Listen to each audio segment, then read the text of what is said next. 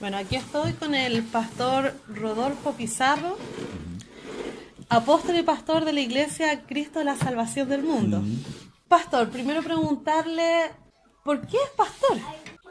Jamás pensaría que quiere ser pastor. En mi mente no está ser pastor. No me convierto queriendo ser pastor. Me convierto solamente queriendo servir a Dios. Nada más. Cuando me voy involucrando en estas cosas, me doy cuenta de la necesidad que hay dentro de la iglesia evangélica de personas que sean guías. ¿Me entiende? Y yo le digo al Señor, Señor, si en algo te sirvo, amén, yo voy. Pero esto fue paulatino. Esto se fue dando. ¿Me entiendes? Se fue dando en el tiempo, se fue dando dentro de la iglesia, ¿verdad? Y bueno, y como ya llevaba un tiempo y la gente empezó a darse conmigo, yo empecé ¿cuánto se llama? A tener responsabilidades, entonces me transformo en pastor de la congregación, pero no sin antes haber recibido de parte de Dios que sí era mi llamado, que sí era mi vocación. Mira, en el mundo hoy lo hablamos, se dice vocación, en la iglesia se dice llamado, ¿me entiendes? Sí. El mundo lo mira como vocación, en la iglesia es un llamado, ¿me entiendes? ¿Y cuál es la función principal que tiene un pastor en la iglesia? La función principal que puede tener un pastor en la iglesia es el alimento, ¿verdad? Es la función. Yo no reemplazo a Dios, en ningún momento reemplazo a Dios. No soy representante de Dios. Quiero que eso sí quede claro, ¿verdad? Yo soy un obrero, como decimos nosotros, en la viña del Señor. Un obrero. Un obrero es un trabajador, ¿verdad? Un obrero que ha aprendido a tener responsabilidades y que estoy a cargo de esa viña, ¿me entiendes? Y como a cargo de esa viña, tengo que saber trabajar esa viña, ¿me entiendes? Entonces mi función es que esta viña, que es la iglesia del Señor, funcione, ¿me entiendes? Sí. Para eso tengo que tener una muy buena información, para que funcione correctamente, para cuando nosotros tenemos objetivos, cumplir esos objetivos. Esos objetivos, ¿quién me los da? La Biblia, la palabra de Dios, ¿me entiendes? Entonces, uno de los trabajos, por ejemplo, es dar alimento a la grey. A la grey le llamamos nosotros a la iglesia o al cuerpo, ¿vale? Porque la iglesia no son las cuatro paredes, eso es el templo. La iglesia son las personas. Dar alimento, ¿me entiendes? Claro. ¿A qué alimento se refiere? A la palabra del Señor. Para yo dar un buen alimento, tengo que estudiar la palabra de Dios, ¿me entiendes? Sí. Para que ese alimento sea un buen alimento, para yo poder dirigir esa gente hacia Dios, ¿me entiendes? No hacia mi bienestar, sino hacia Dios. ¿Usted cree que esta labor que usted desarrolla aporta algo a la comunidad? ¡Wow! Mira, no es una labor muy apreciada por la gente, excepto por los que participan. ¿Me entiendes? Sí. Por lo general, la gente que no conoce lo que hacemos tiene conceptos muy errados de la iglesia evangélica. ¿Me entiendes? Como fanáticos, que le lavamos el cerebro a las personas, pero ellos no se dan el tiempo de poder conocer. ¿Me entiendes? Entonces, yo no le lavo la cabeza a una persona que era drogadicta, o que era alcohólica, o que tenía espíritu suicida, o que era dependiente de droga, ¿me entiendes? Que era enferma, que tenía cáncer. Yo no le lavo el cerebro. Esa persona, con necesidades, llega a la iglesia. Y todas esas necesidades que no ha podido suplir afuera, se las suple Dios. Entonces su vida se transforma. Imagínate cómo se transformaría o cómo se siente una persona que está condenada a muerte, que tiene un cáncer, ¿ya? Y que le dicen, usted tiene 1 año de vida o 5 meses de vida. Y llega a este grupo, tiene un buen recibimiento, ¿verdad? Su autoestima está baja. Imagínate cómo estaría la autoestima de una persona así. Terrible. Desanimada total. Y resulta que entra acá y lo primero que hace, Dios le sube la autoestima. Segundo, la anima. ¿Me entiendes? Y así una cantidad de procesos. Nadie le lavó la cabeza. Nadie le lavó el cerebro. Esa persona se dio cuenta que en ese lugar habían beneficios que en otro lugar no tienen. Entonces, ¿qué es lo que hace? Devuelve el favor. ¿Me entiendes? Quiere conocer más. Si Dios la sanó de cáncer, ella quiere que la sane de otro. Y se va involucrando, y se va involucrando. Pero lo que va transformando su vida no es que nosotros le lavemos la cabeza, sino es el conocimiento que empiezan a obtener de Dios. Que eso estuvo ahí toda la vida. Estuvo toda la vida cerca de ella o cerca de él, pero no se había dado cuenta.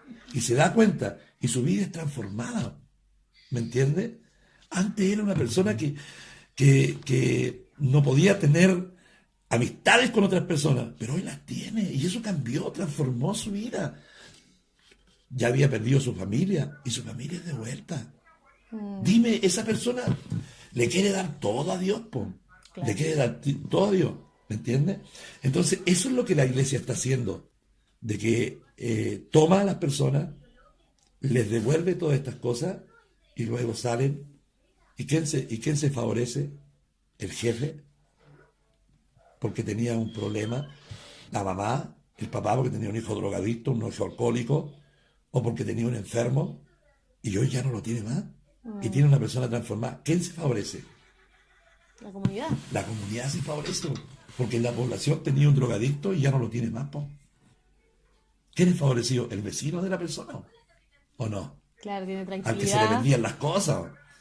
El hombre que era borracho. Ahora la iglesia no solamente se constituye de estas personas, porque en la iglesia hay personas que supuestamente, comillas, tenía su vida pero hecha, formada, ¿me entiendes? Pero había algo dentro de su corazón que faltaba, ¿me entiendes? Lo tenía todo, económicamente lo tenía todo, pero había, y en la iglesia lo encontró en la iglesia, lo encontró en Dios, ¿me entiendes? Claro. Y entonces su vida es transformada. ¿En qué aporta? ¿En qué aporta? ¿En qué aporta la iglesia en esto? En eso. En que devuelve a la sociedad un enfermo. O sea, trajimos un enfermo, claro, entre comillas, puede ser espiritual o físico, ¿verdad? Ajá. Entramos un enfermo y devolvimos a la sociedad un sano. ¿Cuánto gastó el gobierno? Nada. ¿Cuánto gastó el papá? Nada. ¿Cuánto gastó la sociedad? Nada. ¿Quién lo hizo? ¿Lo hizo la iglesia? No, lo hizo Dios. Ni siquiera la iglesia, ni siquiera nosotros gastamos nada, porque el milagro lo hizo Dios. ¿Qué podría usted decirle a la gente que dice que la iglesia evangélica es un grupo donde se aprovechan de las personas económicamente? ¿Qué le puedo decir a esas personas? Que sin duda hay una tremenda bendición y que de alguna u otra manera tiene que haber un obstáculo para llegar a eso. Y una de esas cosas es, sí, hay personas. Por eso te decía, en el llamamiento hay personas que reciben el llamado de parte de Dios como un don ministerial y otras que entran a la iglesia por un tema económico. Sí lo hay, ¿me entiendes? Pero es como en el mundo hay violadores, pero no puedo andar desconfiando de todo el mundo. Con todo lo que está pasando en la iglesia católica hoy, yo no puedo andar crucificando a todos los curas.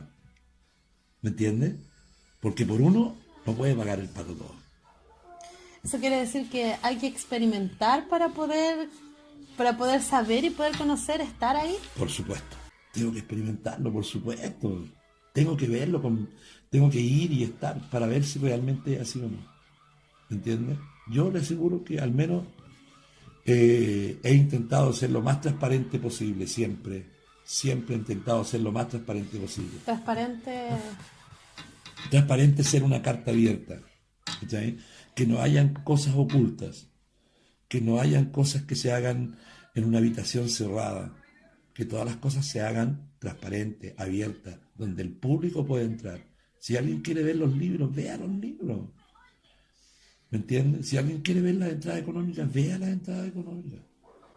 Pero también el ser pastor es una ocupación en que su tiempo es 100% para esto. Claro. 24/7. 24/7. O sea, un ministro que no esté dispuesto 24/7 tiene que cuestionar su llamado. O sea, un ministro que no esté dispuesto a levantarse a las 3 de la mañana por una necesidad, sea de su iglesia o no, sea un hijo de Dios o no, sea un evangélico o no, un ministro que no esté dispuesto a hacer eso, tiene que cuestionar su llamado. Tiene que cuestionar, en otras palabras, su vocación. Claro. ¿Me entiendes? Sí. Porque el llamamiento que Dios nos hace a nosotros, a este ministerio, es así. Las 24 horas del día, los 7 días de la semana, los 365 días del año. O sea, tú no podés poner un letrero y decirle a la gente, a mí me llama hasta las 10 de la noche o hasta las 9 de la noche. No. Los ministros, el llamamiento que hace Dios es a estar a todo tiempo. Por eso decimos, nosotros estamos a tiempo completo al servicio de Dios. ¿Me entiendes? Ahora, Claro. la actividad más fuerte que tiene un pastor justamente es este horario. ¿Me entiendes? Por ejemplo, hoy, domingo, me levanté muy temprano, me voy a la iglesia, voy a comprar algunas cosas, me voy a la iglesia, voy a hacer el discipulado temprano en la mañana, a las 11 comienza nuestro curso, predico, terminamos a las 1:30, ¿verdad? Me voy a la casa de almuerzo y de ahí voy a suplir otra necesidad de otra iglesia y estoy terminando recién a las 9 de la noche. Porque yo entiendo mi llamamiento es sin horarios. Es sin horarios. ¿Me entiendes? Para terminar, pastor, yo he escuchado a mucha gente que dice, me gustan las canciones que cantan en la iglesia evangélica, simpatizo con los ideales de la iglesia evangélica, pero aún así no se han atrevido a acercarse a una iglesia. ¿Qué le dirías a esa persona? La verdad que puedo tener una gran conversación, una larga conversación. Puedo darle cualquier tip para poder acercarse a Dios. Puedo darle consejo. Puedo, no sé, apelar a la conciencia, apelar a las emociones para traerle a la iglesia. Pero al final, las necesidades lo van a traer. Estoy hablando de venir a Dios, ¿ya? Dios en ningún momento va a cerrarle su corazón para decir, ya no, ya, te le pasó la hora. No, la vida no la tenemos comprada. ¿Entiendes?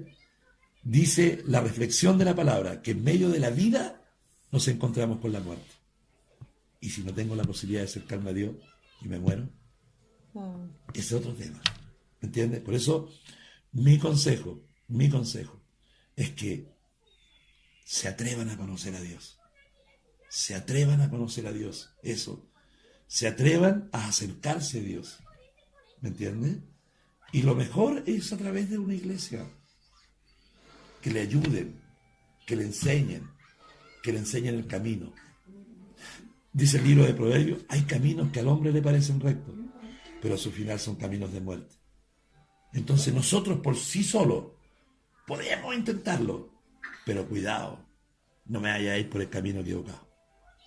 Y en vez de encontrar al Señor, encuentre desgracias. Eso. Sí. Con todo cariño para todos. Muchas gracias, pastor. Ya, que Dios les bendiga mucho.